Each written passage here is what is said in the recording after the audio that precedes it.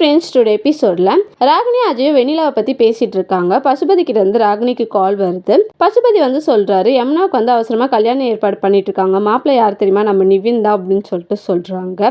ராகினி வந்து ஷாக் ஆறாங்க. இந்த கல்யாணம் நடக்க கூடாதுப்பா அப்படின்னு சொல்லிட்டு சொல்றாங்க. பசுபதி சொல்றாரு, என்ன நீ திருந்தலையான்னு சொல்லி கேக்குறாரு. இல்லப்பா, அந்த நிவின் வந்து யமுனாவுக்கு கிடைச்சா நான் யமுனா விட கேவலமா ஆயிடுவேன் அப்படின்னு சொல்லிட்டு சொல்றாங்க. அப்போ கல்யாணத்தை நிப்பாட்டிடலாம் அப்படின்னு சொல்லிட்டு பசுபதி சொல்றாரு.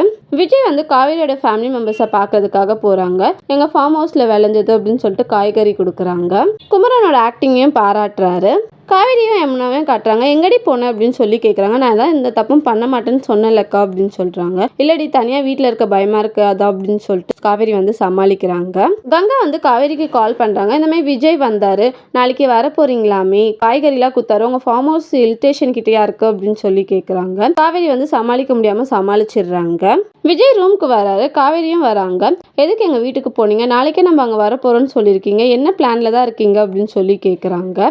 ஆஃபீஸ்லாம் போக வேணாமா, உனக்கு காசு வேணாமா அப்படின்னு சொல்லி கேட்குறாரு. நீங்க தானே நிவினுக்கும் யமுனாவுக்கும் இருக்க வேண்டிய கல்யாணத்தை ஸ்டாப் பண்ணீங்க அப்படின்னு சொல்லி கேட்குறாங்க. நான் நிவின் கிட்ட பேசவே இல்லை, இன்னைக்கு தான் போய் நான் பார்த்து பேசிட்டு வந்தேன் அப்படின்னு சொல்லி சொல்றாங்க. என்ன பேசுனீங்க அப்படின்னு சொல்லி கேட்குறாங்க. எனக்கு பசிக்குது காவேரி, வந்து சாப்பாடு போடுறியா அப்படின்னு சொல்லி சொல்றாங்க. விஜய் அந்த பிளேஸ்ல இருந்து போயிடுறாரு. காவேரி வந்து இவர் என்ன பண்றாரு ஒன்றும் புரிய மாட்டேங்குது அப்படின்னு சொல்லிட்டு யோசிக்கிறாங்க. தேங்க்யூ.